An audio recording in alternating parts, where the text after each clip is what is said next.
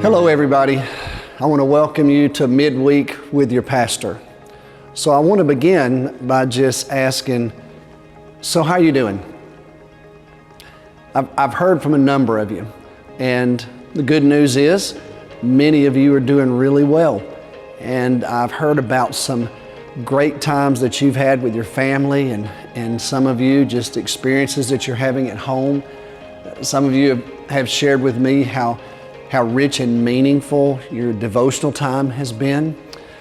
But I also know that this has been a challenging time for many of you. As you might imagine, in a church the size of ours, people are living their lives and they're experiencing all the normal things that you would experience even without this particular virus and the pandemic and the challenges that we're facing. We've got folks who've had deaths in their families and people who are experiencing other types of physical illnesses. And so I would just encourage you as a fellow church member to let's just keep praying for each other and encouraging one another as best we can in the midst of all of this. I want you to know that I miss seeing you. I've been out walking a good bit in the evenings. Cindy and I have been, and a number of you will have seen us out walking, and you've pulled your car over and spoken to us, and that's been a great blessing to us. We're just glad to see you. I know that you've been seeing me. I just haven't been seeing you, and so I long for that day when I can see you, I can hold you and hug you again, and just let you know how much I love you. But until that day comes, just know that I do love you and I truly care about you. I want you to know there's a lot happening at our church as we're trying to minister to you. We want to help you stay connected if we can. So let me just ask you that. Do you feel connected right now? Are you connected to some small group in our church? If you're not, let me encourage you, call us. Call the church office. We have a minister on call every day. And I can promise you, we would love to get you connected to a small group in our church so that you can find some community if you're lacking that community right now. We also have all types of resources available for you right now during this season. If you just go to the church's website, fbca.org, you'll find there are resources available for you. There are updates about the coronavirus, obviously, but we also have a series called Is It Well? And Josh Stowe is writing that series, and he's addressing all kinds of issues that you might be facing. But you'll find a number of things there that will be helpful to you. Go to our Facebook page. There are so many updates on the Facebook page, videos and information about what's happening at the church. And it's a wealth of information for you. And it has been our primary social media platform during this time. So I hope you'll check it out. On Thursday evenings, we started something last week. We've never done this before, but we are now doing a Thursday Facebook Live event every Thursday night at 7 o'clock. I say every Thursday night. We did it last Thursday. We're going to do it this Thursday. So for at least a week or so, it's been every Thursday night. So that's our plan again tomorrow night at 7 o'clock. You can join us on Facebook Live. Invite friends to join us as well. Kurt Grice and I are there to answer questions, to discuss various topics. Barry is our moderator. And this coming Thursday night, we're going to talk about why the church. What difference does a church make in people's lives in a crisis like this, or really at any time? And so I'm looking forward to spending that time with you, and you can submit your questions. You can ask friends if they want to join us. They can submit questions as well as we just spend that time together. Obviously, we want you to join us for worship on Sunday mornings, and Sunday mornings at 9:30 on Facebook, on live stream, on YouTube, on our Vimeo channel. You can find us in all of those places, and obviously you can go back and rewatch those at any time that might be convenient for you. But we'd love for you to join us at 9:30 so we have that sense of connection where we're all together as a family.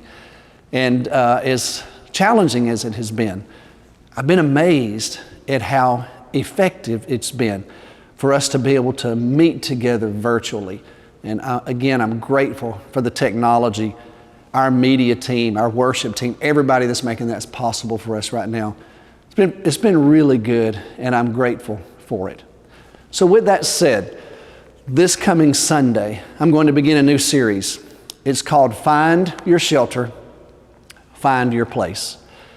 You know that right now across America, we're hearing those terms. We're hearing the fact that Americans are sheltering in place. Here in Arlington, we've said to stay at home and work safe. It's a little different variation, if you will, on it. But the point is, we're asking people to shelter, to be in their place so that we can all stay safe as best as possible. However, as you might imagine, some people's place right now is anything but at home. They're finding their places all over our community because they're a part of the essential services network that we have here in Arlington, and we're grateful for that. But I would tell you that just in general, finding your place, when you find your place in God's kingdom, that's really when you find shelter. And that will be kind of the theme that will be woven through this particular sermon series. For the next 7 weeks, we're going to gather around that heading. Find your shelter, find your place. Historically, on the church calendar, with at least with our more liturgical brethren and sisters, this is known as Eastertide. It's the 7 weeks after Easter, and it leads up to Pentecost Sunday, which this year will be at the end of May. And so we're going to follow those 7 weeks as a church family, and we're going to look at what it means to find our place in God's world and to find shelter. And speaking of that, I just want to share a scripture passage with you today at this midweek to encourage you and just share a few words from this text. God has used this particular text in my life so many times, and He has in millions of people's lives as well. So let me just ask you to consider today Psalm 46. I won't take the time to read all of it. I'll encourage you to read it today. Let me just offer you some highlights from Psalm 46, where the psalmist writes, "God is our refuge and strength, an ever-present help in trouble. Therefore we will not fear, though the earth give way and the mountains fall into the heart of the sea." He goes on to say, "There is a river whose streams make glad the city of God, the holy place where the Most High dwells. The Lord Almighty is with us. The God of Jacob is our fortress." And then he says in verse 10, "Be still and know that I am God." Well, in the middle of this week, as we've just completed the Easter season, and now we're dealing with the reality of just being in this crisis for a considerable length of time, some of you may be struggling right now. And I just want to encourage you. The first thing I notice in this text is that God is our rock. In verse 7, the psalmist says, He is a fortress. Well, sometimes we just need that fortress. And I want to encourage you today. God is a rock. You can build your life on Him. You can trust Him. You can trust that what He says is right, that what He has said is true. And one of the things that He has said is that He is always with us. Even when we walk through the strange, dark, challenging valleys of our lives, God's always with us. And I can promise you, He's never surprised, not one time. He was not surprised by this pandemic. He's not surprised by anything that comes your way. He's a fortress. He's a rock. You can trust Him. You can build on your relationship with Him. So let me encourage you to experience that strength and that stability in your life today. Also, the psalmist opens by saying, God is a refuge. In other words, He's a shelter. You can run to Him.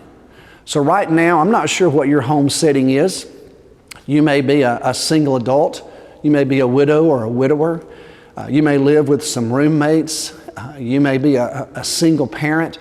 You might be a couple, and right now you've got little children in your home, or maybe you're having to homeschool for the first time in your life and trying to help your kids find their way in accomplishing their school exercises and continuing their academic journey. You may be an empty nester. I'm not sure where you are, but it may be that some of you right now are discouraged. Maybe you're experiencing just the anxiety of these moments. And maybe you feel all that crashing in on you. Well, let me encourage you, you're not alone. You're not by yourself. God is our shelter. He's a refuge during times like this.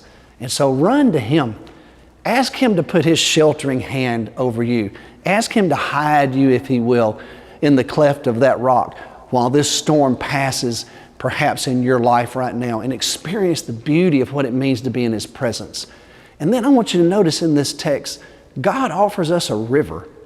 That's what the psalmist says. There's a river, he says, that makes glad the city of God.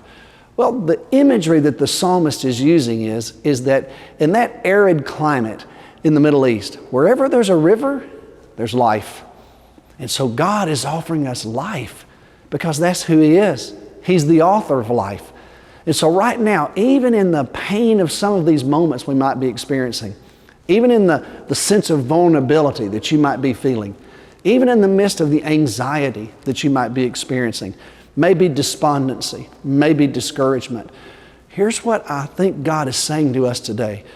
He offers us life. He's like that life-giving river.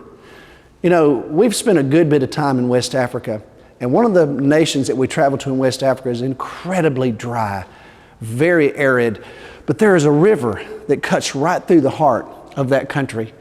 And Cindy and I have been there many times, and it's fascinating to me. You don't have to ask, when you're driving out on those dusty, arid roads, you don't have to ask anyone where the river is, because the main road kind of runs parallel to the river, and you can see it because that's where all the life is. That's where the villages are located. That's where the trees are. That's where you see the green in the midst of all of that arid, desert-like setting. No one has to tell me that river is where you find life, because I can see it with my own eyes. Well, guess what? That's what God offers you. He's offering you Himself, and with His presence comes life. Jesus said, that's what I came to give you. I came to give you abundant life. And the psalmist says this, if you want to experience all this, he says, be still and know that I'm God. Well, right now I'm in the children's building at our church. This is probably on a normal day, this is the last place you would come to be still because normally this place is filled with children. Our Child Development Center being open every day, and then on Wednesday evenings and Sundays, this place is teeming with noise and activity and the voices of little children and the sounds of those kids being taught God's Word and being loved and being encouraged, and families meeting and gathering. So it's the last place you might come to be still. That's why I chose to come here today. I want to remind you that even in the midst of wherever you happen to be, it might be a lot of noise in your home right now, or a lot of noise from this culture, you can still find the stillness of God. I want to encourage you to seek that today. Be still. Take some time to experience the refreshing presence of a God who loves you and cares more about you than you'll ever know. So today, I'm praying for you that you'll find God to be a refuge. You'll find Him to be that fortress in that rock, and you'll experience that life-giving river of His presence so that you will be sustained as we walk through the days ahead. So God bless you, and I look forward to seeing you soon.